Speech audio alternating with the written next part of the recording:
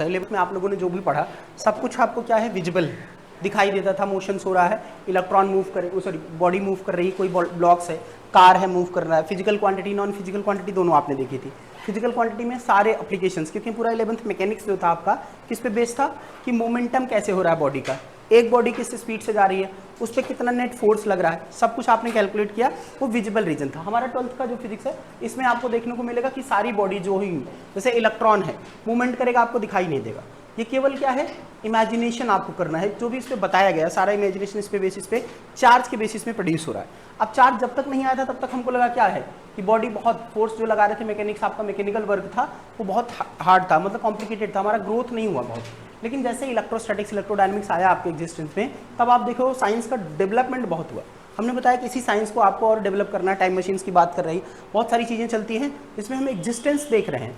अगर हम इलेक्ट्रॉन को और ब्रेकेज करें, छोटे छोटे पार्ट्स में अगर ब्रेक डाउन करेंगे, हमको टाइम ट्रेवलेंस भी पॉसिबल हो सकता है, ऐसा केसेस बनाया जा सकता है। लेकिन यहाँ पे देखेंगे इलेक्ट्रोस्टैटिक्स बेसिकली क्या है, स्टडी ऑफ चार्ज।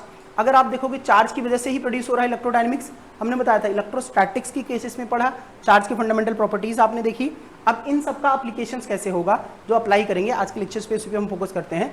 तो जिसको भी है तो थोड़ा सा समझ में भी आएगा आपको कि बेसिक क्राइटेरिया क्या है। फॉर्मूला ही केवल डिराइव नहीं करना है, आपको लैंग्वेज समझना है, ठीक है। तो व्हाट इज द इलेक्ट्रोस्टैटिक्स, अगर आप देखोगे तो ये किसकी वजह से आएगा, चार्ज की वजह से। तो चार्ज बेसिक फंडा है। तो चार्ज होगा क्या, हमने कहा था, चार्ज को डिस्क्राइब भी करा था हमने कि चार्ज इज द मतलब property of matter which experience electrostatic force in electric field region. अगर किसी इलेक्ट्रिक फील्ड रीजन में आप चार्ज को रखोगे तो उस पर क्या करेगा, एक इलेक्ट्रोस्टैटिक फोर्स प्रोड्यूस करता है। उसी फोर्स के बारे में सबसे पहला स्टडी किसने करा, कुलाम्स ने। इन्होंने डिस्क्राइब करा, इसके बारे में बेसिक्स बातें मैंने आपको बताया है कि अगर चार्ज आया कैसे, जब किसी दो ब्लॉक्स को, किसी बॉडी को एक दूसरे से क्या करते हैं, आप रबिंग कर रहे हो, रब करने के बाद कुछ पार्टिकल्स इसके मूवमेंट कराए, और जो पार्टिकल आप मूव करा रहे हो उसको आप क्या कह रहे हो, दैट इज कॉल्ड इलेक्ट्रॉन। अगर ये इलेक्ट्रॉन है, मूव कर रहा है, तो एक ने डोनेट करा, दूसरे ने क्या किया, इलेक्ट्रॉन को एक्सेप्ट करा है।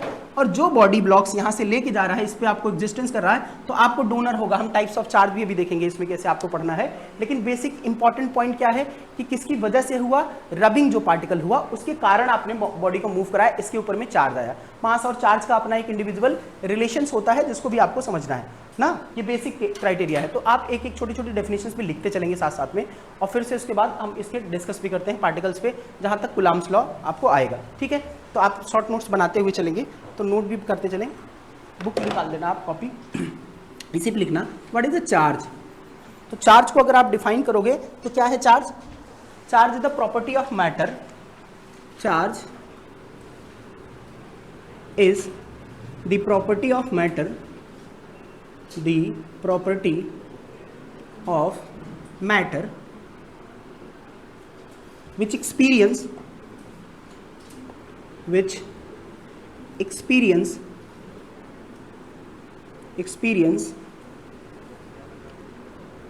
electric force, electrostatic force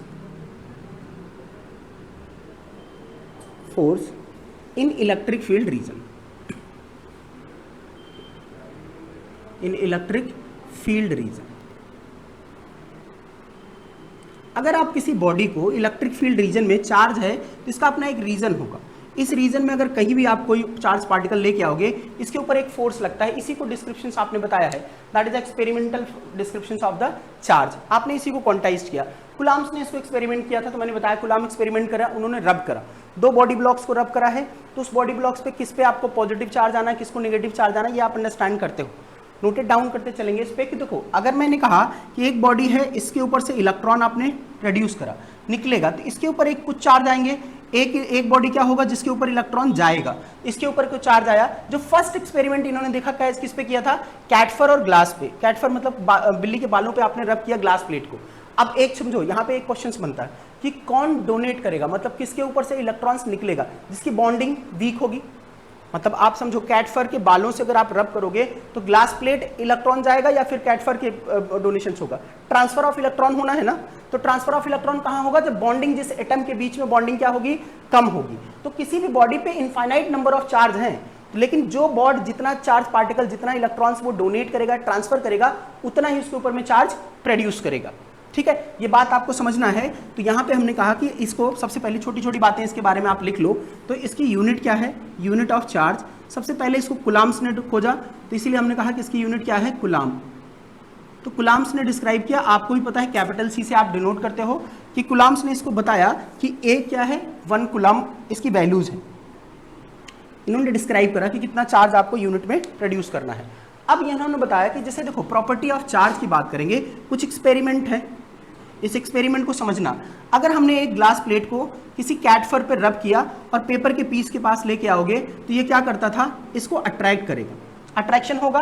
तो ये अट्रैक्शन किसकी वजह से आया, अभी तक हमने भी देखा था कि कोई भी दुनिया का 2 मास ब्लॉक अगर आप उसमें एक दूसरे के पास में रख दिया जाएगा तो इसके ऊपर एक फोर्स लगता है M1 M2, ये एक दूसरे को क्या करेगा, अट्रैक्शंस करता है दुनिया में, जिसको आप कहते हो ग्रेविटेशनल फोर्स। आप सबको 11th में आपने भी देखा होगा ग्रेविटेशनल फोर्स, जिसकी वैल्यू आपने निकाला था Fg इक्वल्स टू क्या था, G M1 M2 by R²। इतना फोर्स ऑफ अट्रैक्शन लगता है। अब आपको समझ में आना चाहिए कि इसमें फोर्स ऑफ अट्रैक्शन हमेशा इतना लगेगा बॉडी ब्लॉक्स में। कोई भी प्लैनेट है, कोई भी स्टार है, एक दूसरे से कैसे कंपाउंड है, इतना फोर्स एक दूसरी बॉडी पे लगाएगा। क्लियर है ये बात। अगर हमने कहा कि ये बॉडी इस पे है, ग्लास प्लेट को अट्रैक्ट कर रहा है, दूसरा हमने किया कि इन दोनों ग्लास प्लेटों को रब किया, दोनों ग्लास प्लेट को क्या किया, एक दूसरे के पास में रख दिया। अगर एक दूसरे को पास में रखोगे तो ये क्या करेगा, ये दूसरा एक्सपेरिमेंट था, ये पहला था। सेकंड एक्सपेरिमेंट इन्होंने किया, देखो बहुत सारे एक्सपेरिमेंट जो फेल हो गए, उसकी डिस्कशन ही नहीं है। अब ये क्या कर रहा है, एक दूसरे को रिपेल कर रहा है, एक दूसरे को दूर भेज रहा है, जो कि यहाँ पे ग्रेविटेशनल फोर्स में ऐसा आपको देखने को नहीं मिला ना। तो पहली बार एक नया फिनोमेना आपको एग्जिस्टेंस में आया, जो कोई बॉडी एक दूसरे को रिपल्सन प्रोड्यूस कर रही है। अगर रिपल्सन होगा तो इन्होंने बताया कि अगर ये एक दूसरे को रिपेल कर रहा है तो एक तरह का फोर्स है।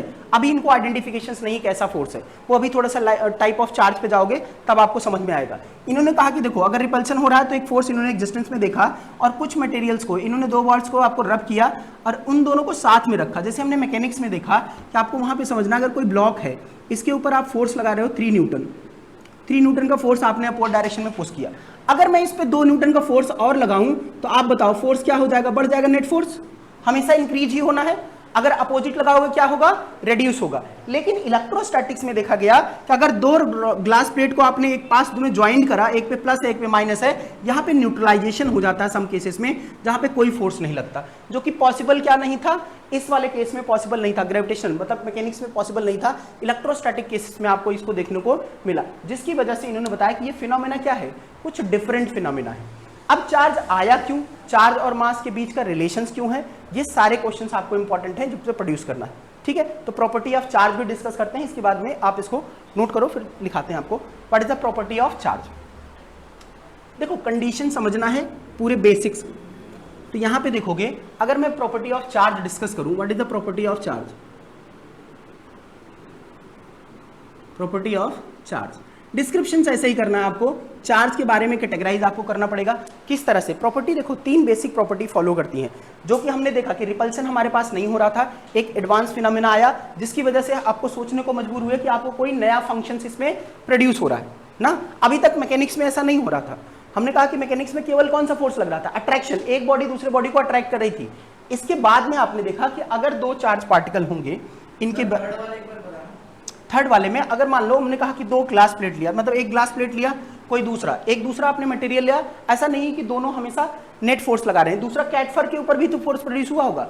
अगर मैं ऐसा करूं दोनों ब्लॉक्स में, मान लो इस पे 2 माइक्रोकूलम चार्ज आपने प्रोड्यूस करा लिया, ठीक है, अभी बताएंगे चार्ज इसलिए इसमें। दूसरे पे आपने क्या किया, +2 माइक्रोकूलम चार्ज आपने प्रोड्यूस करा लिया। ये दोनों है, दोनों फोर्स लगा रहे हैं। अब किस तरह का फोर्स था, नेचर आपको नहीं पता था। अगर मैं इन दोनों को ज्वाइंट करता तो ज्वाइंट करने के बाद क्या हो रहा था, ये न्यूट्रलाइज हो रही बॉडी, इसके ऊपर अब कोई फोर्स प्रोड्यूस नहीं कर रहा, क्योंकि जितना चार्ज इसके ऊपर भी था उतना ही अपोजिट चार्ज इसके था। इन दोनों को क्या किया, ट्रांसफर करके न्यूट्रल हो जाता है, जो कि मैकेनिक्स में नहीं होता। ये डिफरेंसेस है दोनों में, क्रिएट आपको करना है कि कैसे आप फ्रेगमेंट कर रहे हो कि दोनों बॉडी के ऊपर में कितना नेट फोर्स आप लगाओगे। क्लियर है ये बात ना। यहाँ पे ये 3 एक्सपेरिमेंट, मैंने बहुत सारे एक्सपेरिमेंट हुए, इनफाइनाइट नंबर ऑफ एक्सपेरिमेंट, लेकिन सारे फेल एक्सपेरिमेंट थे, उसको आप डिस्कस नहीं करना। केवल आपको समझना है कि कहाँ से आपको फ्रेगमेंटेशन मिला, कि चार्ज कुछ एक ऐसा फिनोमेना है जो प्रॉपर्टी ऑफ मैटर है, जो अभी तक हम मास को नहीं देख रहे थे, क्योंकि मास हमारे इससे पहले पूरी स्टडी किस पे बेस्ड थी, मास पे, कि मास किस तरह से बिहेवियर करता है, वो प्रॉपर्टी ऑफ चार्ज में आप इसको देखोगे अलग अलग। तो हमने कहा कि देखो पहले तो इसमें देख लेंगे कि नेचर,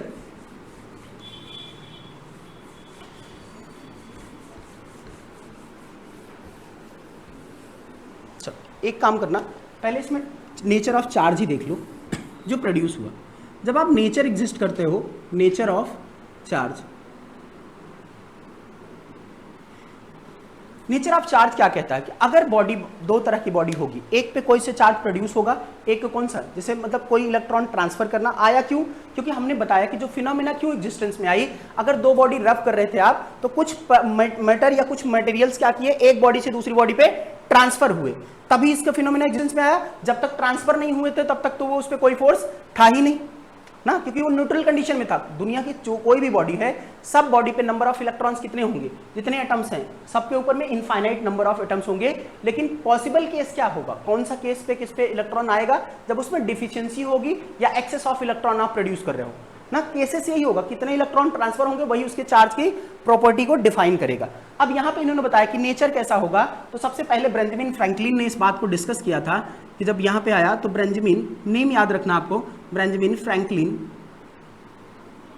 इन्होंने बताया कि देखो अगर आप चार्ज का नाम रखोगे, जैसे हमने बताया कि ये कौन सा है, जैसे एक तो अट्रैक्शन कर रहा था, दूसरा क्या कर रहा था, रिपेल कर रहा था, तो अट्रैक्शन रिपल्शन दो अलग अलग फिनोमेना थी। मास में तो ऐसा कुछ नहीं था, दोनों मास को आपने मासी अजम्पशंस में रखा क्योंकि उनमें एक ही टाइप का फिनोमेना था, वो एक दूसरे को अट्रैक्ट ही कर रहे थे। बेंजामिन फ्रैंकलिन ने कहा कि आप अगर नाम रखना चाहते हो तो मैथमेटिक्स, ये मैथमेटिशियन है, इन्होंने सबसे पहले बताया कि अगर आप प्लस चार्ज प्लस क्यू और माइनस क्यू को एक दूसरे के साथ ऐड ऑन करो, जैसे हमने कहा कि -2 + 2 को आप ऐड करोगे कितना हो जाएगा, नेट 0 हो जाएगा। इन्होंने इसीलिए पहला सजेशन इन्हीं का था कि कैसे आप रख सकते हो नाम, तो इसी के बेसिस पे आपने नाम रखा कि टाइप ऑफ चार्ज, चार्ज कितने टाइप के होंगे वो चीजें आप यहाँ पे देखेंगे कि चार्ज के टाइप्स इन्होंने बताया कि 2 टाइप्स, बेंजामिन फ्रैंकलिन ने बताया कि 2 टाइप्स ऑफ चार्ज होंगे।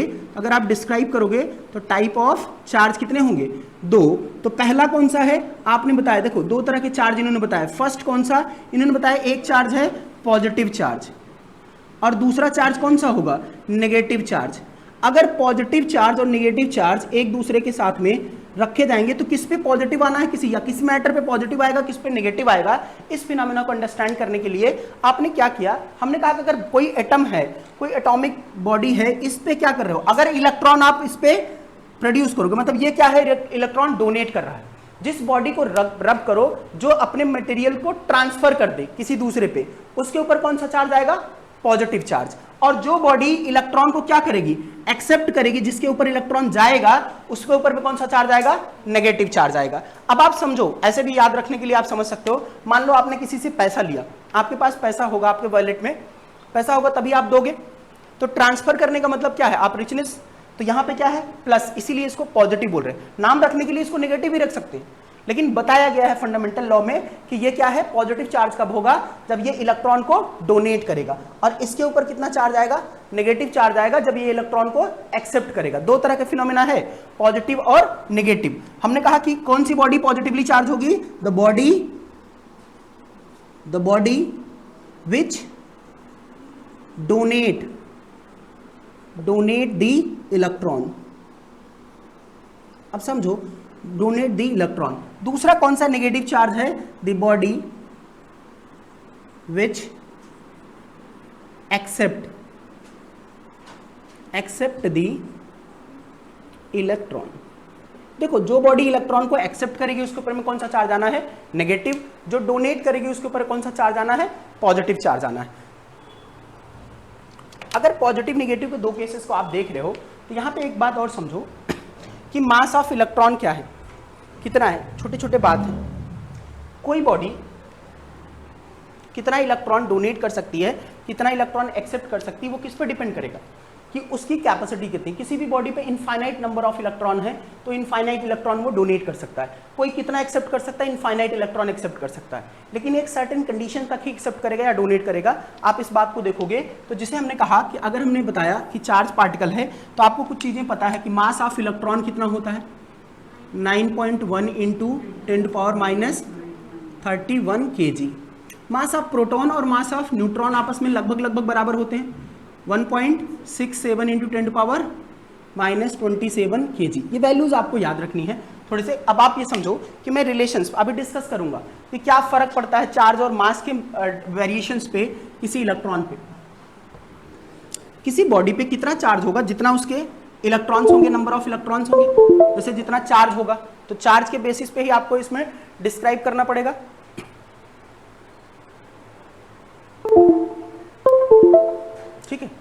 ये चार्ज के बेसिस पे आपको डिस्क्राइब करना पड़ेगा। आप देखो यहाँ पे हमने कहा जब ये डिस्कशन आपका चल रहा था कि कितने चार्ज है कितने मास पे, तो क्या रिलेशन है चार्ज और मास का, रिलेशंस भी आपको देखो, what is the relation between charge and mass. तो आप देखोगे हमने कहा कि रिलेशंस क्या है इनका चार्ज और मास का, क्योंकि भी प्रॉपर्टी में डिस्कस करेंगे, इस बात को समझना, relation between charge and mass. तो मास और चार्ज के बीच में क्या रिलेशन है।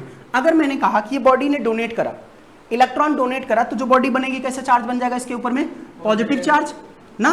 तो इसके ऊपर में जैसे मान लो इसका मास कितना था m1 हमने लिखा, अब इसने कुछ इलेक्ट्रॉन क्या करा, डोनेट करे, मान लो 1 इलेक्ट्रॉन इसने डोनेट करा, 2 इलेक्ट्रॉन डोनेट करा, जितना भी इलेक्ट्रॉन डोनेट कर रहा है, तो ये डोनेट करा है, इसके ऊपर में कितना आ रहा है, प्लस। अब दूसरी वाली बॉडी क्या है, इसने इलेक्ट्रॉन को एक्सेप्ट करा, तो इसके ऊपर कितना आएगा, -1 इलेक्ट्रॉन, -2 इलेक्ट्रॉन, ये 2 इलेक्ट्रॉन आ रहे हैं। तो एक चीज बताओ कि 1 इलेक्ट्रॉन डोनेट करने का मतलब कितना है, इतना मास उसने क्या किया, अपना रिड्यूस करा। तो हम इसको बता रहे हैं कि जो पॉजिटिवली चार्ज बॉडी होगी उसका मास, मान लो इलेक्ट्रॉन डोनेट के बाद इसका मास हो गया m', और ये पहले इसका मास था m2, अब इलेक्ट्रॉन एक्सेप्ट करने के बाद इसका मास कितना हो गया, m2'। ये बात समझो। अब अगर m2' हो गया तो मुझे यहाँ पे एक क्वेश्चन आपसे पूछे तो बताना कि क्या रिलेशन है m1' is always less than m1 से। पहले वाले मास से छोटा हो जाएगा ना, जब ये न्यूट्रल कंडीशन में था, जब इसने मास को इलेक्ट्रॉन डोनेट नहीं करा था, जब इसने इलेक्ट्रॉन डोनेट करा इसके मास पे क्या फर्क पड़ेगा, रिड्यूस हो जाएगा। और जब इसने इलेक्ट्रॉन एक्सेप्ट करा, इसके ऊपर जब मास आया तो इलेक्ट्रॉन कितना करा, एक्सेप्ट करेगा, तो इतना इलेक्ट्रॉन, जैसे 2 इलेक्ट्रॉन, इतना मास इसका इंक्रीज कर जाएगा। तो क्या होगा यहाँ पे, जो हमारा m2' आएगा वो क्या हो जाएगा, ग्रेटर देन m2, या पहले के मास से ज्यादा हो जाएगा। तो हम इस बात पे लिख सकते हैं कि negatively positively charge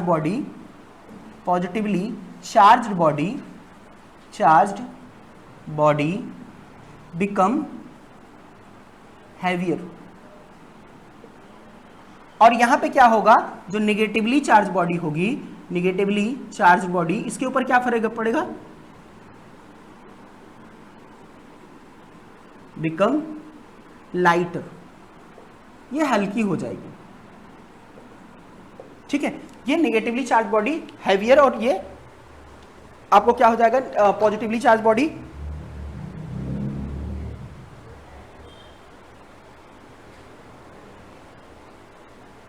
positively charge body क्या हो जाएगा आपका, लाइटर। ये बात समझ में आया ना, क्यों इसे हैवियर हो रहा है। मास और चार्ज के बीच रिलेशन आपको समझना है कि मास पे क्या फर्क पड़ेगा। अभी प्रॉपर्टी जब आप समझोगे तब आपको यहाँ पे क्राइटेरिया अंडरस्टैंड हो गया कि क्या क्यों ऐसा हो रहा है। तो अभी तो हम बेसिक फिनोमेना आपको समझा रहे हैं कि कैसे क्यों इसकी बॉडी का मास क्या है, बढ़ जा रहा है, और कैसे कम होगा जब ये नेगेटिव चार्ज, सॉरी इंक्रीज हो जाएगा जब नेगेटिव चार्ज होगा, डिक्रीज हो जाएगा जब पॉजिटिवली चार्ज होगा। तो जो भी पॉजिटिवली चार्ज बॉडी होगी वो हल्की हो जाएगी। जैसे आप ऐसे समझो, मान लो आपके पॉकेट में पैसा था, मैंने वही बात समझाया, जब आप निकाल को किसी को डोनेट कर रहे हो तो आपका पॉकेट हल्का होगा, भारी हल्का हो जाएगा ना। जितना पैसा आप निकालोगे, कॉइन रखे हो, मान लो चिल्लर है ना, सामने से आप मंदिर के बाहर बैठ के निकाल के लेके आए हो, सब चिल्लर भरे हो, और कोई मांग रहा है तो उसको दान भी कर रहे हो, तो हल्का हो जाएगा ना पॉकेट।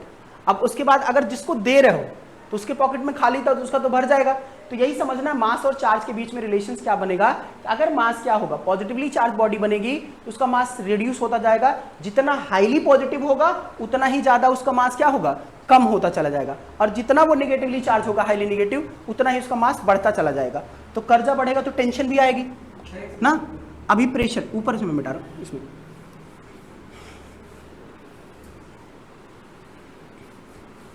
यहां पे समझो। अब इन्होंने बताया इस बात को, तो नेचर इनका कैसा था, हम बात कर रहे थे नेचर ऑफ चार्ज की। तो नेचर ऑफ चार्ज में हमने 2 तरह के चार्ज देखे। ये बात भी समझो कि साइंस क्या है, बिहेवियर ऑफ साइंस किस पे डिपेंड करता है, बिहेवियर ऑफ ह्यूमन बीइंग।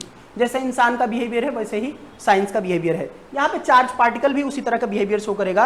अगर 2 चार्ज पार्टिकल, यहाँ पे लिख लेना, छोटी सी बात है, अगर पॉजिटिव चार्ज और पॉजिटिव चार्ज बॉडी को एक साथ रखेंगे तो ये एक दूसरे को क्या करेंगे, नेगेटिव चार्ज या फिर नेगेटिव चार्ज बॉडी को एक साथ रखेंगे।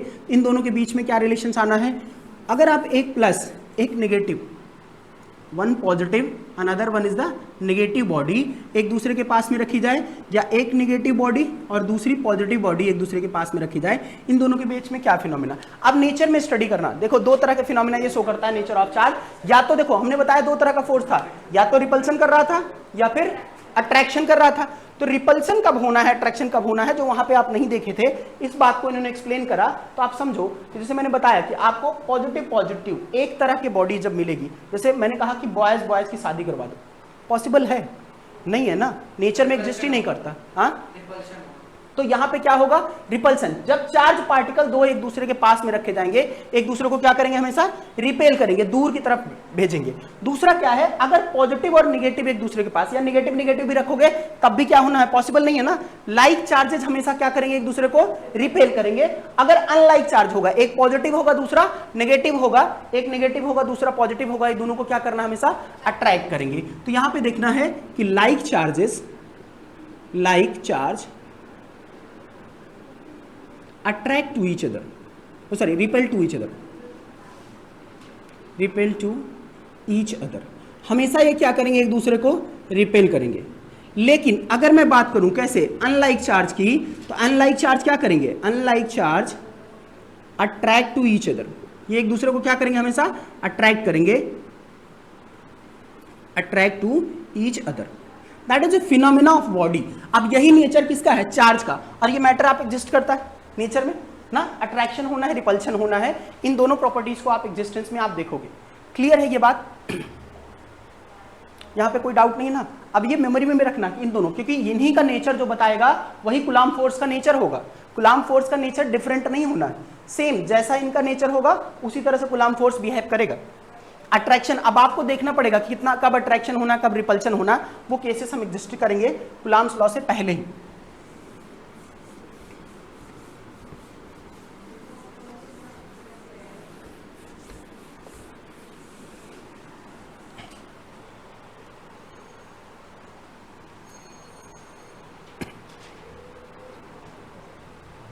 चलो इसको मिटाएं, देखो लिख लेना।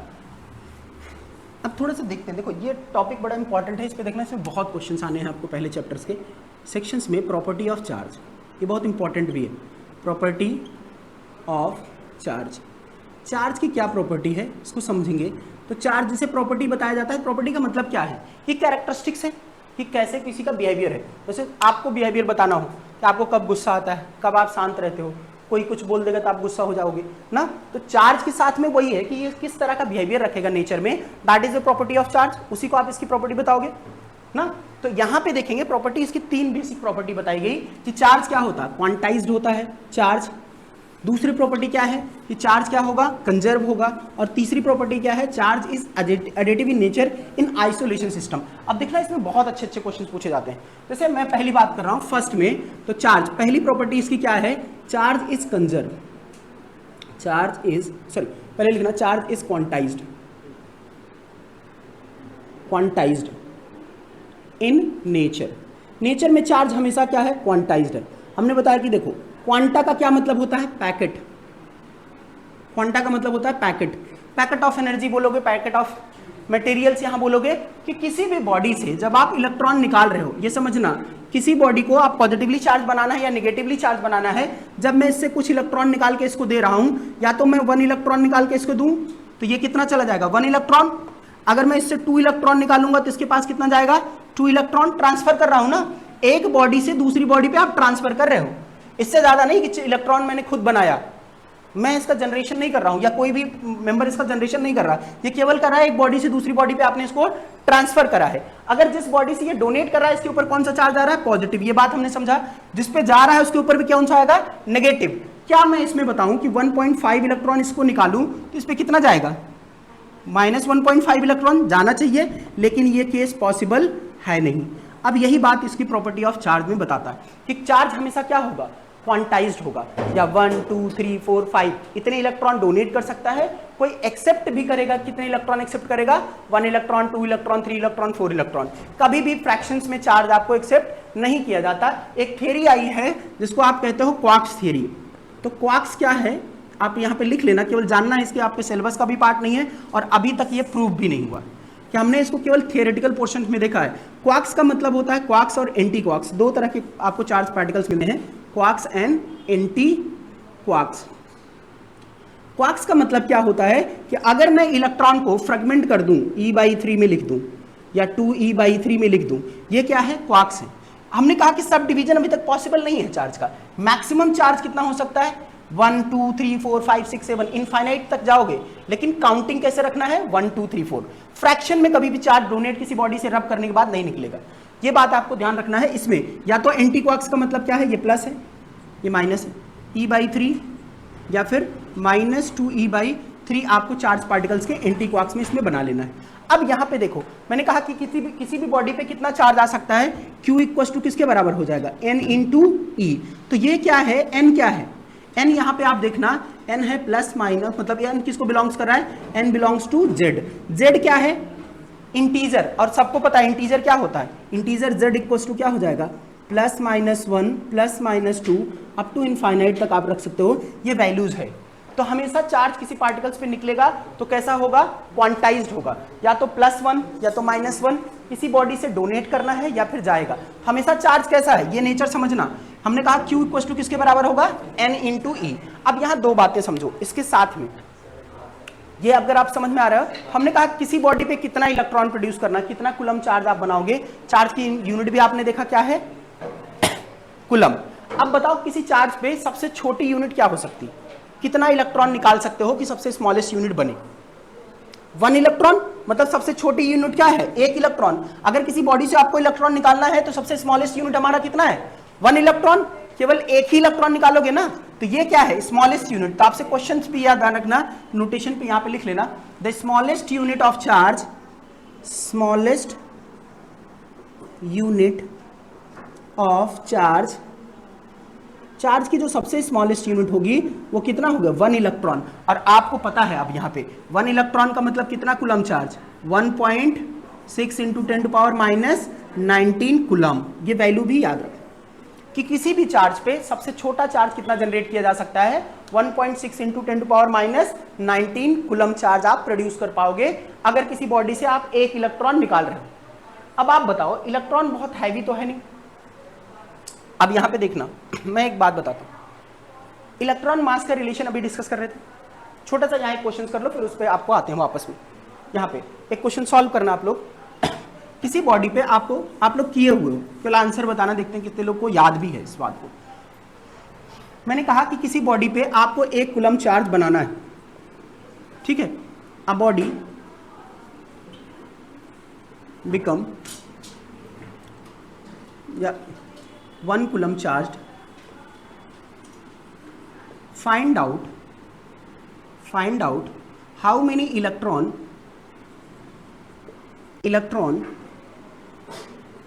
can be drawn, कितने इलेक्ट्रॉन आपको निकालना पड़ेगा अगर किसी बॉडी को 1 कूलम चार्ज आपको प्रोड्यूस करना चाहिए।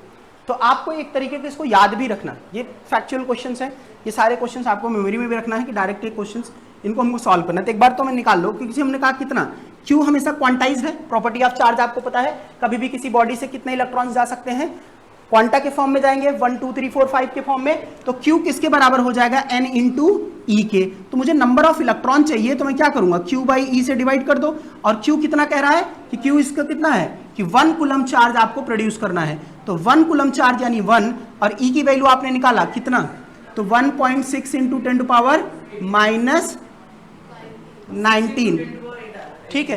तो -19 कितना, अब इसमें देखो 0 ना, पॉइंट आपका कैंसिल आउट हो गया, 2 से कट कर दो, 2 5 जा और 2 8 जा। अब 10⁻9 ऊपर ले जाओगे कितना हो जाएगा, इंटू 10⁻19 प्लस में, और ये कितना हो जाएगा 5/8। अब 5/8 को आप डिवाइड करो, तो इसको डिवाइड करना है तो हम यहाँ से एक 0 यहाँ से ले लें, बोरो कर लें। मैं इसको लिख सकता हूँ ना 50/8 इंटू 10⁻18, एक इसने दिया, तो आप इसको डिवाइड करोगे, 8 6 जा कितना हो गया 48, आ गया 2 आपका यहाँ बचा, तो 8 कितना हो गया 20, 8 2 जा 16, और यहाँ 4 बच जाएगा, फिर 5 जा ले जाओगे इंटू 10⁻18। मतलब अगर मुझे 1 कूलम चार्ज प्रोड्यूस करना है किसी बॉडी पे, आपको कितने इलेक्ट्रॉन निकालने पड़ेंगे, 6.25 इंटू 10⁻18 इलेक्ट्रॉन्स आपको प्रोड्यूस करने, मतलब उतने इलेक्ट्रॉन्स आप बाहर निकालोगे तब जाकर कोई बॉडी 1 कूलम चार्ज होगी। अब इसमें भी देखो, चार्ज अगर आपने प्रोड्यूस करा है तो चार्ज का एक और चीज आपको ध्यान रखना है कि किसी भी इलेक्ट्रॉन, जितनी भी बॉडी होंगी, हमने बताया कि 2 चीजें आपको यहाँ पे, ये देखो क्वेश्चन है, आप एनालाइज करो, खुद ही बताना आंसर। पहला आंसर, वाई ओनली, क्वेश्चन पूछते हैं why only electron will be transfer. हम इससे बात कर रहे हैं कि ना इलेक्ट्रॉन ही जा रहा है, तो एटम में तो और भी मैटर है, जैसे प्रोटॉन्स भी हैं, न्यूट्रॉन्स भी हैं, तो क्यों न्यूट्रॉन नहीं ट्रांसफर हो रहा है, ओनली इलेक्ट्रॉन ट्रांसफर हो रहा है।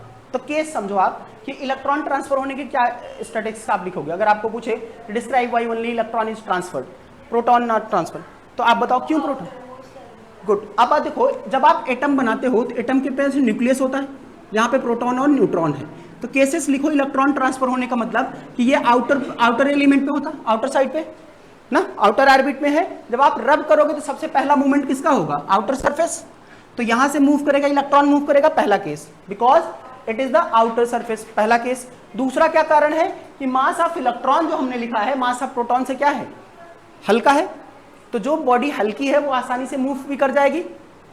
तीसरी बात, आप प्रोटॉन और न्यूट्रॉन के बीच की जो बॉन्डिंग फोर्स है वो as compare to electron is the most highly strongest force है। आपको पता है कि 4 फंडामेंटल फोर्स में सबसे स्ट्रॉन्गेस्ट फोर्स कौन सा है, स्ट्रॉन्ग न्यूक्लियर फोर्स है। और स्ट्रॉन्ग न्यूक्लियर फोर्स किसके बीच लगता है, प्रोटॉन न्यूट्रॉन, न्यूट्रॉन न्यूट्रॉन या प्रोटॉन प्रोटॉन के बीच ही लगता है। तो ये जो हाईएस्ट न्यूक्लियस फोर्स है इनके बीच में बॉन्ड बहुत स्ट्रांग होता है, इसको ब्रेक करना इतना आसान नहीं होता, इसलिए हमेशा ट्रांसफर में किसको कंसीडर कर रहे हैं, इलेक्ट्रॉन को। पूरी स्टैटिक्स में, इलेक्ट्रोस्टैटिक्स में, इलेक्ट्रोडायनेमिक्स में बात करेंगे किसको हम मूव करेंगे, केवल इलेक्ट्रॉन ही मूवमेंट होगा और यही चार्ज को प्रोड्यूस करेगा। कितना चार्ज आएगा, किसके बेसिस पे। अब मैं आपसे पूछूं, बताओ 2 कूलम चार्ज बनाना है तो कितना इलेक्ट्रॉन्स निकालोगे, मल्टीप्लाई कर दो इसमें 2 से, डायरेक्टली आपको आ जाएगा, क्योंकि आपको पता है 1.5 तो इलेक्ट्रॉन निकालेगा नहीं, तो क्वेश्चन 2 पूछेगा, 3 पूछेगा, 5 पूछेगा, तो इसमें मल्टीप्लाई कर देना, डायरेक्टली आपको आंसर आ जाना है। ठीक है, तो ये कितना इलेक्ट्रॉन्स जाना है किसी बॉडी से, कितना चार्ज प्रोड्यूस करने के लिए। अब एक चीज समझो, ये पहली प्रॉपर्टी थी, कौन सा, चार्ज इज अ क्वांटाइज्ड।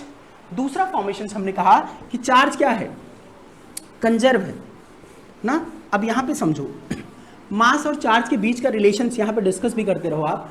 क्या मैं किसी मास को, देखो यहां पे क्वेश्चन ही है, अगर मैं आपको, मैंने कहा मैकेनिक्स में एक चीज आपने समझा था कि मास क्या है, कांस्टेंट है। किसी बॉडी पे कितना फोर्स लगाते हो, F ma, मास कभी वेरी नहीं करता। लेकिन अगर मैं बताऊं क्यों वेरी नहीं करता, क्योंकि आपको पता है कि यहाँ पे जनरेशंस भी है, हमने कहा कि मास इक्वल्स टू किसके बराबर होगा, m0 upon under root 1 minus v²/c²। ये क्या है, ये कौन सा है, मास वेरी करता है, मास कभी भी स्टैटिक नहीं है, रेस्ट मास नहीं है। इसको हमें क्या कहते हैं, मास, वेरिएबल मास। वेरिएबल मास, ये मास तभी वेरी करेगा, ये कौन सा है, रेस्ट मास। और ये क्या है, वेलोसिटी ऑफ ऑब्जेक्ट। और ये कौन सी है, वेलोसिटी ऑफ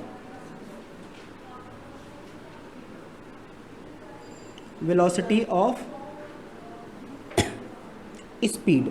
अच्छा, वेलोसिटी ऑफ स्पीड कितनी होती है, 3 × 10⁸ मीटर पर सेकंड, आपको पता। अब आप एक चीज समझो, मैं कोई बाइक चलाता हूँ बहुत तेजी से ना, कौन सी, हायाबूसा, अभी रिसेंटली आई है, ठीक। बाइक की कीमत इतनी है कि कार आप उसमें 2 खरीद लो, ठीक। तो इसमें देखो, इसकी स्पीड में आप लेके जा रहे हो, तो मैक्सिमम कितनी स्पीड में ले जा सकते हो, 120, मैं मान ले रहा हूँ 108 किलोमीटर पर आवर से आप चल रहे हो, ठीक है। 108 किलोमीटर पर आवर का मतलब क्या हो गया, 108 इंटू, इसको मीटर पर सेकंड में आप कन्वर्ट करो बाई 18 से डिवाइड करो, कितना जाएगा, 18 6 जा, ये हो गया 6 जा, और 6 5 जा कितना हो गया, 30 मीटर पर सेकंड। आप सोचो, अगर मैं बताऊं कि आप कंपेयर करो स्पीड ऑफ लाइट से, 30 मीटर पर सेकंड नेग्लिजिबल के बराबर है, ना के बराबर ही है ना, कि बहुत ज्यादा इसमें प्रोडक्शन नहीं हो रहा है, एकदम ना के बराबर आपकी स्पीड है। अगर मैं कहूं कि आप ऐसा नहीं कि घर से चले कोचिंग तो पहुंचते पहुंचते आपका वेट खत्म हो जाए, मास का मतलब वेट नहीं होता, मास और वेट में डिफरेंस है ना। मास क्या है, फिक्स। आपने बताया कोई भी बॉडी का मास चेंज नहीं होता, चाहे आप अर्थ पे मेजर करो या फिर मून पे ले जाके मेजर करो, मास में वेरिएबल नहीं होता है। लेकिन ये थियरी बताई आइंस्टाइन ने, बार बार इस पे कॉन्सेप्ट उठता रहता कि आइंस्टाइन की थियरी फेल हो गई, E=mc²। तो यहाँ पे देखो, इन्होंने कहा कि वेरिएबल मास की थियरी दिया है, तो चार्ज और मास के रिलेशंस को हम देख रहे हैं कि चार्ज क्या है, अगर पॉजिटिवली चार्ज होगा तो बॉडी क्या हो जाएगी, लाइटर हो जा रही है। और मास और चार्ज पे क्या डिपेंड करता है, मैं आपसे पूछूं किसी बॉडी का मास नहीं है तो क्या उस पर चार्ज हो सकता है, चार्ज हो सकता है। और अगर आपको बताऊं चार्ज है तो क्या मास नहीं, मतलब मास अगर है तो चार्ज होगा, ये पॉसिबल है। मास है तो चार्ज हो सकता है, लेकिन अगर मास नहीं है तब भी चार्ज हो सकता है बॉडी पे, मास जरूरी नहीं है चार्ज के लिए। तो यहाँ पे कंपल्सन अगर आप देख रहे हो, हमने कहा क्यों ऐसा है कि अगर मैं किसी बॉडी को स्पीड ऑफ लाइट से थ्रो करूं तो उसका मास क्या हो जाएगा, बदल जाएगा। तो आपका इलेक्ट्रॉन क्या है कि इलेक्ट्रॉन इतना भारी है कि हम ले नहीं जा सकते उसको उठा के, एक इलेक्ट्रॉन आपके सर पे रख दें यहीं बैठ जाओ, ऐसा तो नहीं होगा ना। इलेक्ट्रॉन मतलब कितना है, बहुत हल्का है, लाइटर है। आप देखो मास ऑफ इलेक्ट्रॉन आपने कितना लिखा कि 9.1 इंटू 10⁻⁻31 kg, ये क्या है, स्मॉलेस्ट चार्ज, मतलब बहुत लाइटर है। अगर इसके ऊपर में आप थोड़ा सा भी फोर्स लगाओगे ये स्पीड ऑफ लाइट से ट्रेवल करना स्टार्ट कर देगा। तो ये मास वेरी करता है, इसका मास वेरी करा सकते हैं, क्योंकि ये क्या है, वेरिएबल कर सकता है ना, स्पीड ऑफ लाइट को ही अटेंड करना है। अगर जिसका मास, जिस बॉडी का मास स्पीड ऑफ लाइट पे चला जाएगा उसका मास क्या हो जाएगा, वेरी कर जाएगा। इसीलिए हम बताते हैं कि बार बार मास पे क्या फर्क पड़ रहा है, तो चेंज हो रहा था, पॉजिटिवली चार्ज लाइटर क्यों हो रहा था और नेगेटिवली चार्ज हैवियर क्यों हो रहा था। बात समझ में आई ना कॉन्सेप्ट इसका। अब यहाँ पे देखो, अगर ये मास वेरी करेगा तो मास वेरिएशंस पे हमने दो चीजें आपसे पूछी कि अगर मैं मास कहूं तो मैं एक स्टेटमेंट लिख रहा हूं, इसमें बताना कि without mass charge is possible, charge can not generate, can not produced. क्या आप सही है, ट्रूथ है या फिर फॉल्स है? दूसरा बताओ, with mass a body have mass, it will also have charge. क्या इसमें कौन सा स्टेटमेंट है? जिस बॉडी पे मास है उस पे चार्ज हो सकता है, हो सकता है। जिस पे चार्ज है अगर मास नहीं हो, हमने कहा body have charge, a body have charge but does not have मास। क्या पॉसिबल है किसी बॉडी पे चार्ज हो और मास नहीं हो? ऐसा पॉसिबल है, ये दोनों केसेस ट्रू हैं। लेकिन हमने कहा कि विदाउट मास कोई भी बॉडी चार्ज नहीं हो प्रोड्यूस कर सकती, गलत है, चार्ज प्रोड्यूस करा जा सकता है। इस पर लाइट की बात करो ना, लाइट के मास को हम एजम्पशंस नहीं ले रहे हैं, है ना। वेव मैकेनिक्स में अभी आएंगे इसके पार्ट्स में, जैसे वेव आप उसमें पढ़ोगे, वेव मैकेनिक्स लास्ट वाले पार्ट्स में, wave force, electromagnetic wave. Electromagnetic wave में देखेंगे, जब हम कहें कि आपको फ्रेगमेंट किए थे ना कि 3 सेशंस में आपको पढ़ना, चार्ज रेस्ट में रहेगा, हमको पूरा इलेक्ट्रोस्टैटिक्स पढ़ना है। आप इसको पार्ट्स में किए हो इलेक्ट्रोस्टैटिक्स में, उसमें हम पढ़ेंगे electrostatics, Gaussian surface, capacitor, electric current, ये सारे सेशंस इसमें आने। जब तक चार्ज आप रेस्ट में, मोशन में आएगा, मोशन वाले को हम दोनों में रख सकते हैं। जब करंट की जैसे बात करें तो करंट चाहे हमारा रेस्ट मास के कंडीशंस में आप देखते हो और मास मूविंग में भी आएगा, मतलब सॉरी इलेक्ट्रॉन मोशन में भी आएगा, तो चार्ज वहीं पे प्रोड्यूस हो रहा है। करंट के साथ में मैग्नेटिज्म जो आपका स्टार्ट होगा, उसमें चार्ज क्या है, जब तक इलेक्ट्रॉन मूव ही नहीं करेगा तब तक मैग्नेटिक फील्ड जनरेट ही नहीं होगा। ऑर्सोटोपेटिस का एक्सपेरिमेंटल वहां पे भी आप डिस्कस करोगे कैसे इसमें आएगा, बाद में फेराडे वगैरह आते हैं, सब उसने अपने अलग अलग लॉ दिए हैं, तो वहां पे समीशन इसको समझना। पहले ये बात आपको समझ में आई, चार्ज और मास का जो रिलेशन आप बता रहे हैं, इतने टाइप से वेरिएशन से आपसे क्वेश्चन पूछता है। और यहाँ समझो कि लगभग मैं आपको इसमें बता रहा हूँ कि 70% क्वेश्चन आपके नोट्स में रहेंगे। 30% क्वेश्चन जो प्रैक्टिस कराएंगे उसके बाद जो सीट्स देंगे उसमें आपको मिलेगा। 70% क्वेश्चन आपको पूछे जाएंगे, वो नोट्स रहेंगे, चाहे आप कंपटीशन में बैठ रहे हो या फिर ऐसे ही डायरेक्टली देखोगे। लेकिन इसीलिए नोट्स को रिवाइज नहीं करोगे तो बहुत सारी बातें जो बताई जा रही है यहाँ पे, ये दिमाग से निकल जाएगी। 2-4 बार फ्रिक्वेंट आप रिवीजन करो और ज़्यादा टाइम नहीं लगेगा, 15 से 20 मिनट में आपका नोट्स का रिवीजन हो जाएगा। घर बैठे बैठे लेटे लेटे खाना चाय पीते पीते आपका रिवीजन हो जाएगा। इतना ही करना है। अब आप देखो, मैं इसकी बात डिस्कस कर दिया, समझ में आया यहाँ पे। अब देखो एक चीज़ बताओ, दूसरी क्वांटाइजेशन मास और चार्ज के बीच का रिलेशन अगर आप समझे, हमने कहा कि देखो चार्ज क्या है, कंजर्व है। क्या चार्ज आपने प्रोड्यूस करा? हमने कहा कि चार्ज तो हम ही नहीं बनाया ना, इसके ऊपर में न्यूट्रल बॉडी थी, इसके ऊपर में चार्ज कहाँ था? कोई चार्ज था नहीं था, पहले से न्यूट्रल बनी थी। चार्ज तो अगर हम इलेक्ट्रॉन नहीं निकालते तो चार्ज बनता ही नहीं, ये प्रोडक्शन नहीं है। अब ऐसे में तो हम कह सकते हैं, देखो पोटेंशियल एनर्जी, काइनेटिक एनर्जी, कोई बॉडी रेस्ट में पड़ी, उसको उठा के मूवमेंट में आपने रख दिया तो वो काइनेटिक में चली गई, तो ऐसे में उसमें एनर्जी थी ही नहीं, वो पहले से पोटेंशियल में थी। अगर ऐसा नहीं ट्रांसफर होता तो समझो मैं ऊपर से पत्थर फेंक के मारूं कि नीचे खड़ा है, उसको चोट कभी नहीं लगे। वो क्यों लगता है? एनर्जी ट्रांसफॉर्मेशन का ही रूल है। अगर एनर्जी ट्रांसफर नहीं होगा तो चोट नहीं लगेगा आपको। जैसे आप इंपल्स मोमेंट और पढ़े हो ना लास्ट में, तो उसमें क्या है, ट्रांसफॉर्मेशन ऑफ एनर्जी की वजह से ही हो रहा है ये सारी चीजें। हमने कहा कि यहाँ जब इलेक्ट्रोस्टैटिक्स और मोशंस में कर रहा है तो हमें यहाँ पे भी बताना है कि दूसरी प्रॉपर्टी क्या है इसकी, charge is conserve. Charge is conserve.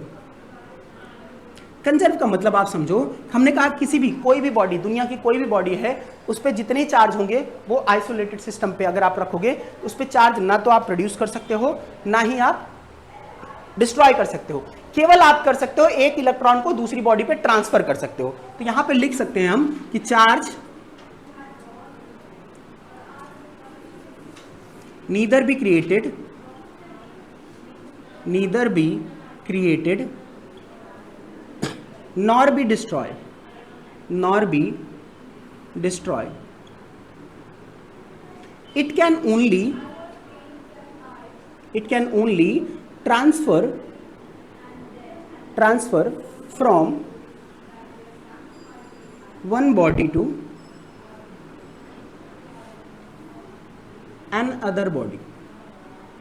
another body.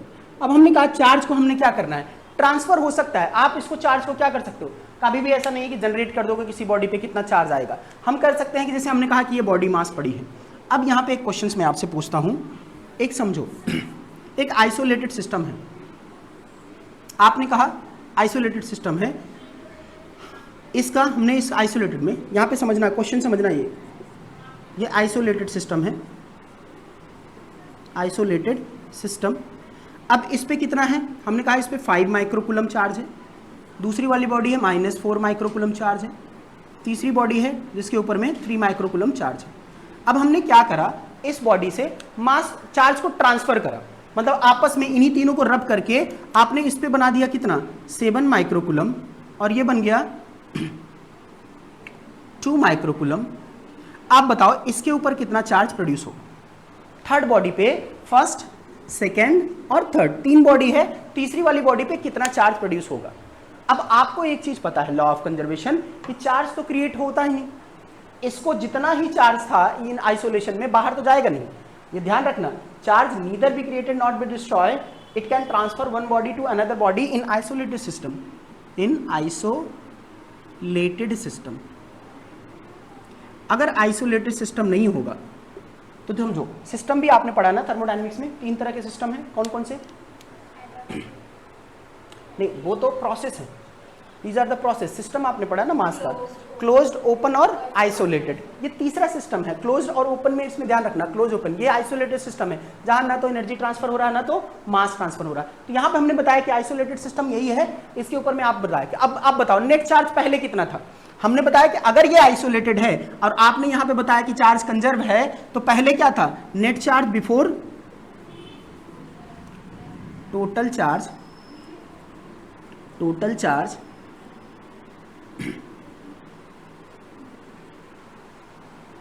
Before equals to total charge after. क्या एक दूसरे को मैं बराबर लिख सकता हूं, इक्वल लिख सकता हूं ना, जितना चार्ज पहले था उतना चार्ज अभी भी हो जाएगा। पहले कितना पूरा चार्ज था, आपने यहां पे देखा 5 माइक्रोकूलम, प्लस इसके ऊपर में कितना था -4 माइक्रोकूलम, साइन के साथ रखना, प्लस इसके ऊपर कितना था 3 माइक्रोकूलम, ये बराबर हो जाएगा किसके, अभी जितना बना 7 माइक्रोकूलम प्लस 2 माइक्रोकूलम और प्लस कितना x, हमने कह दिया इस पे कितना है x। तो नेट चार्ज हमेशा बराबर होना है, यही तो आइसोलेटेड है। कितना हो गया, 8 में से 4 चला गया, कितना हो गया ये 4 माइक्रोकूलम, और इधर से कितना हो जाएगा 7 + 2 9 माइक्रोकूलम और प्लस x, तो इसको इधर लेके आओगे तो कितना बच जाएगा 4 - 9, तो आपको कितना मिलना है x की वैल्यू, x हो गया -5 माइक्रोकूलम चार्ज आपने प्रोड्यूस करा। ये बात आपको समझ में आई, आइसोलेटेड में है, यही बात आपको इसमें अंडरस्टैंड करना है कि कभी भी नेट चार्ज आप चेंज नहीं कर सकते आइसोलेटेड केसेस में। तीसरा है charge is additive in nature. अभी यही चीज हमने देखा कि जितने अलग अलग चार्ज हैं, अगर मैं पूछूं इस पूरे सिस्टम पे कितना चार्ज होगा, तो पूरे सिस्टम का चार्ज क्या होगा, सबको ऐड कर देना तो टोटल चार्ज आपको मिल जाएगा। Charge is additive in nature.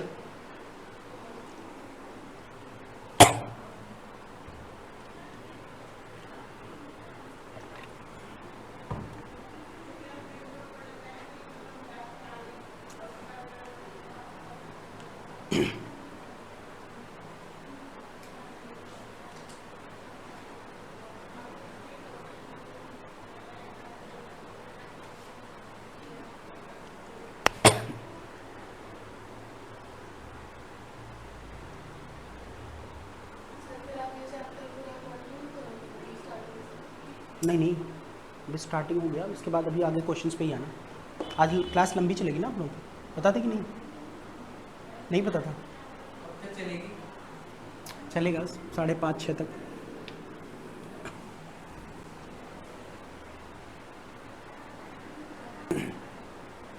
बताए इसको, चलो इतनी बात समझ में आई ना चार्ज के बारे में। अब देखो चार्ज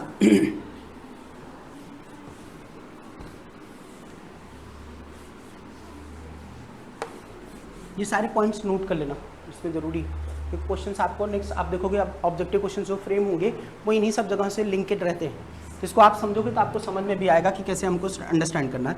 तो यहाँ पे देखो तीसरा हमने लिखा third property, charge is additive in nature. Charge is additive in nature.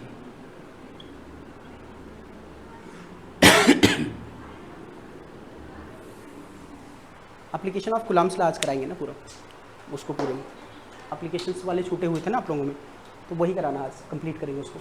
इसमें देखो charge is additive in nature, मतलब आपको क्या करना है, चार्ज में हमने कहा कि कोई भी बॉडी होगी, जैसे हमने बताया कि अलग अलग फ्रेम पे आप आइसोलेशन सिस्टम पे रखो, इसके ऊपर चार्ज है Q1, Q2, Q3, तो टोटल चार्ज कितना होगा सिस्टम का, तो आप नेट चार्ज बताओगे तो टोटल नेट चार्ज कितना हो जाएगा, टोटल चार्ज। अगर मुझे टोटल चार्ज निकालना होगा तो हम क्या कर सकते हैं, चार्ज ऐड कर देना, Q1 plus Q2 plus Q3 with sign. ये ध्यान रखना कि साइन के साथ आप ऐड कर दोगे तो ये नेट चार्ज आपको निकल जाएगा। चार्ज को ऐड किया जा सकता है, हर बॉडी पे जितना चार्ज होगा सबको सम अप कर दोगे तो नेट चार्ज आपको निकल जाएगा। इसीलिए आपको तीसरी प्रॉपर्टी फॉलो करता है, कौन सा, charge is additive in nature. ठीक है, प्रॉपर्टी समझ में आई। 3 प्रॉपर्टी आपको याद भी रखना है, अगर आपसे पूछेगा राइट डाउन, आपको 2 नंबर में पूछता है, बोर्ड के पेपर में आपसे 2 नंबर में पूछता है, 1 नंबर में कि write down the property of charge.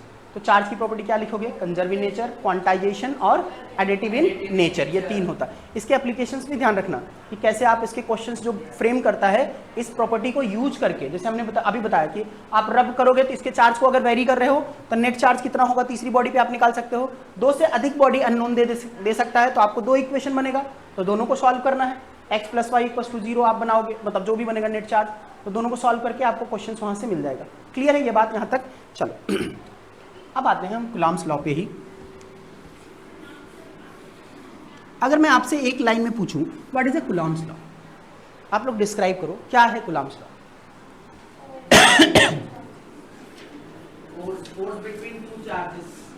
ठीक, एक्चुअली में क्या है, interaction of force and charge. ये है, यही है ना कि 2 फोर्स और चार्ज का कैसा इंट्रैक्शन होगा, that is called Coulomb's law. वही बेसिकली इन्होंने डिफाइन करा। तो आप इस बात को समझते हो कि अगर हमने कहा कि आप लिख लेना कुलाम्स लॉ, कुलाम्स लॉ, इसके एप्लीकेशंस भी हैं, डिस्क्रिप्शंस अभी डिस्कस करेंगे, वो नया है उसको नोट करना शुरू से। इतना लिखा देते हैं। कुलाम्स लॉ क्या है, इन्होंने बताया कि देखो एक तो इसका लॉ है, लॉ का मतलब क्या है कि इसको आपको याद रखना है। ठीक, लॉ का मतलब जो बन गया है उस पर इफ एंड बट वाला सवाल नहीं होता। जैसे आप बताते हो कानून ने नियम बना दिया कि आज से कोरोना वायरस इसे चला था पीछे, तो मास्क लगाना है, तो वो पास हो गया कानून, वो लॉ था, फिर बाद में उसको हटा दिया गया, तो चेंज होगा। लॉ बदला जा सकता है जब तक आप कोई दूसरा इसको प्रूफ नहीं करे ना, अनटिल अनलेस। लेकिन ये है कि लॉ को आपने डिस्क्राइब करा है, तो पहली बात आप बताओ, हमने कहा कि कुलाम्स ने क्या बताया, तो कुलाम्स ने डिस्क्राइब किया कि कुलाम्स डिस्क्राइब द डिफाइन, इन्होंने डिफाइन करा। तो फोर्स क्या है, देखना इस बात को समझना, force is directly proportional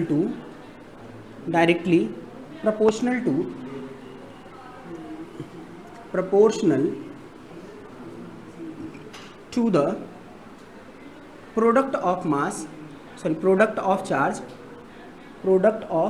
charge and inversely proportional to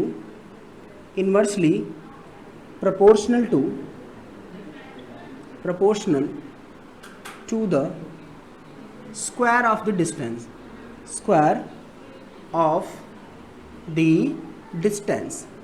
ये कुलाम्स ने बताया। अब इसीलिए मैंने इसको कहा कि अगर कुलाम्स लॉ से कोई पूछे, इट इज द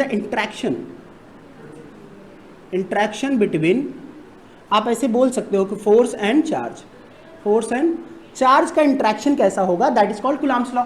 उसी को आपने कुलाम्स लॉ बताया। अब जो इन्होंने डिफाइन किया इस चीज को आप देखो, इन्होंने कहा कि देखो जो चार्ज पार्टिकल हैं, अगर 2 चार्ज हैं एक दूसरे के बगल में रखे गए हैं Q1 और Q2, तो इन दोनों में देखो अगर इनकी डिस्टेंस कितनी है एक दूसरे के बीच, r है, तो इन्होंने कहा कि जो चार्ज है वो मल्टीपल ऑफ किसके हैं, फोर्स चार्ज पार्टिकल के Q1 एंड Q2, और ये इनवर्सली प्रोपोर्शनल किसके है, स्क्वायर ऑफ द डिस्टेंस के।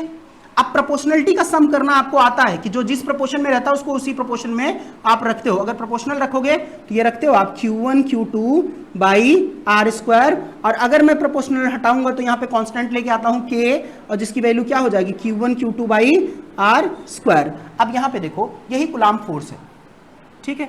अब ये K की वैल्यू आप सब्स्टिट्यूट कर सकते हो। K को हम क्या लिखते हैं 1/4 pi epsilon naught Q1 Q2 by R square. तो फोर्स की यूनिट क्या होती है न्यूटन, ये सबको पता है यूनिट ऑफ फोर्स। अब कुछ इसके लॉ है जिसको मतलब फैक्चुअल बातें हैं याद रखना। तो यूनिट ऑफ फोर्स सबको पता है न्यूटन। यहां पे बताना K क्या है वेयर। अब यहां पे ध्यान रखना ये सारी बातें आपको पता होनी चाहिए। वेयर K इक्वल टू क्या है कूलम्ब कांस्टेंट, कूलम्ब्स कांस्टेंट, और इसकी वैल्यू इसी के बराबर 1 जो एप्सिलॉन नॉट आपने लिखा है वहां पे। एप्सिलॉन नॉट क्या है free space permittivity. Free space permittivity का मतलब क्या है, आप इसको मुझे बताओ कि क्या मतलब है इस बात को लिखने का। मतलब कि इन दोनों के बीच का जो मीडियम है वो क्या है एयर है। एयर को हम मान रहे हैं कि इन दोनों के बीच में कोई मीडियम आपने नहीं रखा, तब ये एप्सिलॉन नॉट लिख रहे हैं। क्योंकि मीडियम अगर रखोगे तो वो फोर्स आपको देखो कितने टाइम से डिवाइड हो जाएगा जितना उसका कांस्टेंट वैल्यू आएगा ना। कंडक्टिविटी ऑफ फोर्स मीडियम, जितना फोर्स की मीडियम की कंडक्टिविटी होगी उतने टाइम से फोर्स आपका रिड्यूस हो जाएगा चार्ज के बीच में। अब यहाँ पे देखो इसकी वैल्यू समझना K या फिर 1/4 पाई एप्सिलॉन नॉट जो है इसको आप लिखते हो 9 × 10⁹। अब K की यूनिट क्या है ये लिखना। K की यूनिट कितने लोगों को याद है? K की यूनिट क्या लिखोगे यहाँ पे देखो, ठीक है, न्यूटन मीटर स्क्वायर पर कूलम्ब स्क्वायर ये होता है। आप ऐसे याद रखो K यहाँ है, आप यहाँ पे इसकी यूनिट न्यूटन है, newton metre square divide by coulomb into coulomb, coulomb का स्क्वायर हो जाएगा, दैट इज द K। अब K की यूनिट आपको आ गई। एप्सिलॉन नॉट की वैल्यू क्या हो गई, एप्सिलॉन नॉट की वैल्यू 8.85 इंटू 10⁻⁻12। अब ये क्या रखोगे इसकी यूनिट रखना है तो K का इनवर्स है ऊपर, तो यहाँ पे क्या हो जाएगा ये कूलम्ब स्क्वायर पर न्यूटन मीटर स्क्वायर, ये यूनिट है। इसका डायमेंशन फार्मूला भी आप लिख लेना। ये दो चीजें यहाँ से इंपॉर्टेंट है, इतना चीजें समझो। ये जो एप्सिलॉन नॉट वाला फार्मूला है ये अप्लाई कब होगा? ये जब एयर है मीडियम जब तक नहीं रखेगा, अभी रिलेटिव परमिटिविटी की बात करेंगे, ऐसी एप्लीकेशंस की बात करते हैं अभी कि जब आपको अप्लाई करना है तो इन दोनों के बीच में एयर दो चार्ज पार्टिकल, हमेशा आप यही यूज कर रहे हो। जब स्पेसिफाइड करे कि कोई मीडियम आपने रख दिया है इन दोनों के बीच, उसकी कंडक्टिविटी के दिया है आपको, रिलेटिव परमिटिविटी लिखवाया था ना कि F medium upon F force का, तो मीडियम का फोर्स कितना होता है K टाइम्स रिड्यूस कर जाता है। जैसे मैंने बताया अगर 4 है तो कितना हो जाएगा फोर्स 4 टाइम रिड्यूस कर जाएगा जो पहले फोर्स लग रहा होगा अगर मीडियम उतना आप रखोगे। तो यहाँ पे आपको इसको समझना है।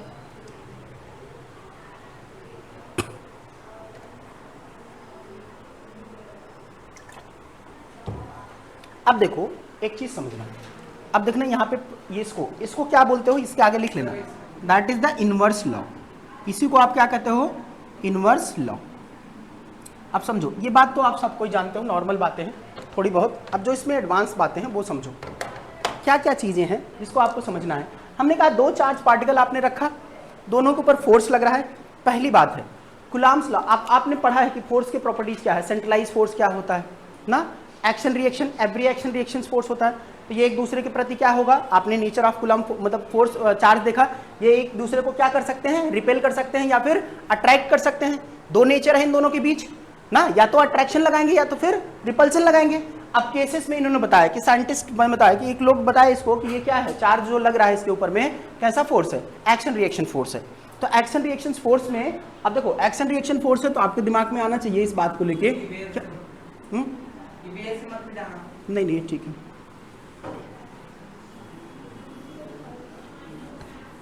इसमें देखो अब मैंने कहा कि फोर्स, इसमें देखना नेचर, इस फोर्स को डिस्क्राइब करने के लिए आपको लिखना है कि फोर्स को जब हम डिस्क्राइब करेंगे तो दो बातें हैं, इस बात को समझो। चाहे जो भी चार्ज पार्टिकल आपने रखा है Q1 Q2 ये कैसे हैं अलोंग द लाइन। अब एक दूसरे पे एक्शन रिएक्शन फोर्स की बात करूंगा तो क्या ये एक्शन रिएक्शन अपोजिट हमेशा एक्ट होगा। कंडीशन समझना कि कूलम्ब फोर्स जो होता है वो न्यूटन की तरह बिहेव कर रहा है, Newton third law every action है इक्वल अपोजिट रिएक्शन। तो चाहे देखो हमने कहा कि अगर मान लो दो पॉजिटिव चार्ज हैं, ये एक दूसरे को क्या कर रहे हैं, ये इस डायरेक्शन में रिपेल कर रहा है, ये इसको इस डायरेक्शन में रिपेल कर रहा है। दूसरा है अगर मान लो ये प्लस है और दूसरा क्या है माइनस है, अनलाइक चार्जेज है, तो अनलाइक क्या करेगा, इसको अट्रैक्ट करेगा या अट्रैक्ट करेगा, क्या ये एक दूसरे को अपोजिट में लग रहे हैं ना, अपोजिट डायरेक्शन में लगेंगे। तो पहली बात यहां पे मैं लिख रहा हूं कि act opposite to each other, opposite to each other, ठीक है। तो क्या ये एक्शन रिएक्शन फोर्स है?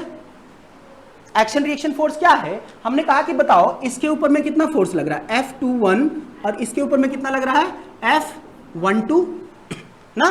तो फोर्स ऑन 2/1 और फोर्स ऑन 1/2, तो जितना फोर्स ये इस पे लगा रहा है उतना ही फोर्स ये इस पे लगा रहा है, क्योंकि फोर्स किसके प्रोपोर्शनल है, Q1 एंड Q2 पे, दोनों का मल्टीप्लिकेशन तो बराबर ही होगा, डिस्टेंस वही है। तो क्या मैं कह सकता हूं ये एक्शन रिएक्शन फोर्स है। दूसरा यहां पे दूसरी बात आप समझना कि action reaction force, action reaction force, action reaction force का मतलब हो गया, हमने लिखा F12 बराबर F21, ये माइनस हमने लिख दिया कि मतलब एक दूसरे से जितना फोर्स ये बॉडी इस पे लगाएगा उतना ही फोर्स ये इस पे लगाएगा। दोनों क्लियर है ये बात। अगर ये एक्शन रिएक्शन है तो इन्होंने, अगर यहां पे स्टेटमेंट आप देखना बहुत ध्यान से पढ़ना, असर्शन रीजन का क्वेश्चन जो बना रहा है उसमें छोटे छोटे क्लूज होते हैं, गलती करवाता है। अब यहां पे बताओ एक्शन रिएक्शन की बात हमने कहा, अब मैं पढ़ा भी रहा हूं यहाँ एक्शन रिएक्शन आपको लिखा भी रहा हूं, लेकिन अगर मैं केवल एक्शन रिएक्शन बोलूं तो ये करेक्ट नहीं है। क्यों नहीं करेक्ट है आप बताओ। यहां पे हमने कहा कि अगर आप ऐसे बॉडी पे लगाओ फोर्स एक दूसरे से, इन्होंने कहा अपोजिट होना चाहिए। एक्शन रिएक्शन का मतलब every force equal and opposite, तो जितना फोर्स आपने लगाया इसके ऊपर F इस डायरेक्शन में उतना ही फोर्स इस डायरेक्शन लगा दो, ये भी तो अपोजिट फोर्स है, एक दूसरे का अपोजिट डायरेक्शन में लग रहा है। अगर अपोजिट है तो क्या ये एक दूसरे के बराबर भी है, अपोजिट भी है, तो क्या ये फॉलो कर रहा है एक्शन रिएक्शंस? नहीं होगा ना। तो इसके लिए कंडीशंस क्या है, ये एक्शन रिएक्शंस तो होगा लेकिन कहां पे, along the line of joining. ये ध्यान रखना, न्यूटन्स फोर्स जो था एक्शन रिएक्शन फोर्स, वो इसीलिए हम इसको बोलते हैं it is a action reaction force है। एक्शन रिएक्शन तब होगा, हम यहां पे बात बताएंगे कि action reaction only along the line of joining, line of joining, जहां पे लाइन ऑफ ज्वाइनिंग होगी उसी के अलोंग ही एक्शन रिएक्शन फोर्स लगेगा। ऐसा नहीं कि आप किसी भी डायरेक्शन में अपोजिट और इक्वल बोल सकते हो। न्यूटन्स लॉ था, आप देखो सीसॉ पार्क में गए होगे, खूब झूला झूले होगे आप लोग, ऐसे बैठे हो और यहां पे बताओ आप फोर्स इस डायरेक्शन में लगा रहे हो, ये इस डायरेक्शन में उड़ेगा, और इसने फोर्स इस डायरेक्शन में लगाया तो आप इस डायरेक्शन में जाओगे। तो फोर्स क्या लग रहा है, every equal and opposite force आप लगा रहे हो। यहाँ पे अपोजिट भी लग रहा है, इक्वल भी लग रहा है, फोर्स की वैल्यू भी बराबर है, पर लाइन ऑफ ज्वाइनिंग पे नहीं है। तो इस यहां भी थर्ड लॉ अप्लाई है, एक्शन रिएक्शन फोर्स है, पर यहां पे एक्शन रिएक्शन फोर्स कब होगा, along the line of joining. जब तक ये सेंटेंस नहीं था तब तक ये रॉन्ग स्टेटमेंट है। along the line of joining, it is a action reaction force along the line of joining। ये along the line of joining पे होगा और हमेशा एक दूसरे के अपोजिट एक्ट होगा। That is the nature of Coulomb's law. अब कुलाम्स ने बताया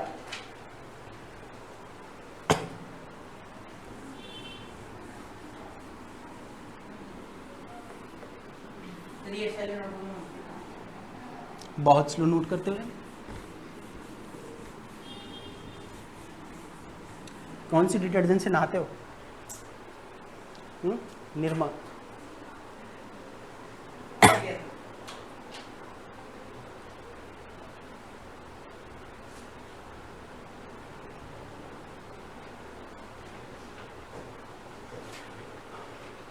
अब देखो, जब भी दो चार्ज पार्टिकल होगा एक दूसरे को क्या करेगा, अपोजिट में रिपल्शंस करना है। हमने कहा कि ये F1 लगाया, F2 मतलब ये सॉरी Q1 है और Q2, दो चार्ज पार्टिकल हैं।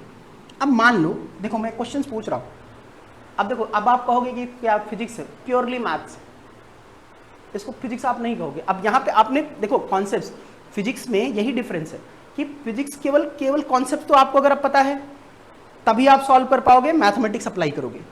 अगर पता चला कि आपको फिजिक्स आती है मैथ्स नहीं आती तब भी दिक्कत है थोड़ी सी, पर यह है कि आप समझते चलो कहाँ पे लगना है। अब यहाँ पे मैं आपको एक चीज़ बता रहा हूँ, क्वेश्चन समझना। चार्ज और मास की बात अभी कर रहे हैं, कुलाम्स ने अप्लाई करा, तो आपको एक बहुत छोटा क्वेश्चन कराता हूँ फिर आता हूँ। यहाँ पे एक क्वेश्चन लिखना पहले, the two charge particle, two charge 3 microcoulomb and 4 microcoulomb placed 3 centimeter apart. 3 centimeter apart. Find out force on 3 microcoulomb by 4 microcoulomb. अब आप बताना है कि अगर आपको बताना है दो चार्ज पार्टिकल है, हमने रखा है कितना 3 माइक्रोकुलम है, दूसरा वाला चार्ज पार्टिकल है कितना 4 माइक्रोकुलम, एक दूसरे से कितनी डिस्टेंस पे है, कितने 3 सेंटीमीटर, 3 सेंटीमीटर की दूरी पे इन दोनों रखा है। अब हम कह रहे हैं कि बताओ इसके ऊपर में किसके कारण पूछ रहा है, ऑन 3, तो 3 के ऊपर चार्ज फोर्स लगाएगा, जितना फोर्स ये लगाएगा चाहे जिस पे निकाल लो इतना ही फोर्स इस पे भी लगेगा ना। तो मैं आप ऐसे लिख सकता हूं कि F ऑन 3/4 ऐसे लिखते हैं ना, N ऑन 3/4, या इसको लिखोगे F ऑन 4/3, ऐसे भी निकाल सकते हैं। लिखने का तरीका यही है, सुपर पोजिशनिंग जब आप नेमिंग करोगे तो F ऑन 3/4 या F ऑन 4/3 दोनों का जंक्शन आप ऐसे करना। अब यहां पे देखो, आपकी बायो की क्लास है क्या? नहीं आज नहीं, ठीक।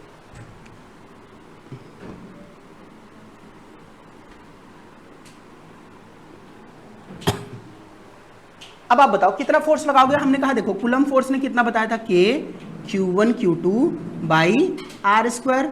अब आप यहाँ पे K की वैल्यू लिखो 9 × 10⁹ और Q1 की वैल्यू कितनी हो गई, देखो यहाँ लिख दे रहा हूँ, Q1 इक्वल टू दिया 3 माइक्रोकुलम, तो जिसकी वैल्यू कितनी हो जाएगी 3 × 10⁻⁻6 कुलम, और Q2 माइक्रो का मतलब 10⁻⁻6, यह है 4 माइक्रोकुलम, तो इसकी वैल्यू कितनी हो गई 4 × 10⁻⁻6 कुलम। ये वैल्यू आ गई, आप यहाँ पुट कर दो, तो इन दोनों की वैल्यू आप अगर रखोगे तो यहाँ पे मैंने रख दिया कि K है 9 × 10⁹ और Q1 की वैल्यू है 3 × 10⁻⁻6 इंटू 4 × 10⁻⁻6 डिवाइड बाई कितना हो जाएगा R² का मतलब कितना 3 × 10⁻⁻2 का स्क्वायर। तो यहाँ पे आप देखो, अब स्क्वायर करोगे तो कितना आ जाएगा, ये 10⁻6 कितना हो जाएगा -12। पावर बेस बराबर होती, पावर क्या होता है ऐड होता है, तो -16 -6 -12 और यहाँ पे +9, -12 + 9 कितना बचेगा 10⁻³ अब यहाँ पे देखो 3 4 जा 12, मैं लिख रहा हूँ 9 × 12 × 10⁻³ डिवाइड बाई 3 का स्क्वायर करोगे 3 3 जा 9 × 10⁻⁻4, ये कैंसिल आउट हो गया और 10⁻⁻4 ऊपर जाएगा तो कितना हो जाएगा 12 × 10⁻³ × 10⁻4, ये केवल बचेगा 10, तो यहाँ 10 हो गया तो कितना आपको 12 × 10 120 न्यूटन का फोर्स लग रहा है टोटल। इस पे देखना है 120 न्यूटन का फोर्स आपको अप्लाई करना है, तो नेट फोर्स कितना अप्लाई कर रहा है 120 न्यूटन। अब आपसे यही पूछेगा जितना फोर्स ये अप्लाई कर रहा है उतना ही फोर्स ये भी अप्लाई करेगा, दोनों की वैल्यू चाहे 1 2 पे पूछे चाहे 2 पे 1 पे पूछे। अब आप समझ रहे हो ना फोर्स में कैसा फोर्स लगाएगा, नेचर बताना, रिपल्सन लगेगा। क्यों, क्योंकि दोनों पॉजिटिव हैं, एक दूसरे को रिपेल करेंगे। अब देखो like charges repel to each other, clear है। अब यहाँ पे मैं देखो क्वेश्चन पे थोड़ा सा एनरिच कर रहा हूं, आप इसको सोचना आंसर करना।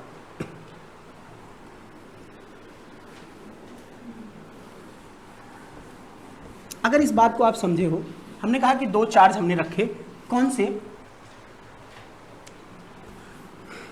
चार्ज है 1 कूलम, चलो ऐसे रखिए, जिसका मास है 2 kg और दूसरा चार्ज है यहाँ पे 2 कूलम और जिसका मास है 4 kg। अब आप समझो मैंने कहा इन दोनों के ऊपर में फोर्स लगाया, अब आप फोर्स लगेगा तो क्या है रिपेल कर रहा है, तो यहाँ पे रिपल्शन होना है,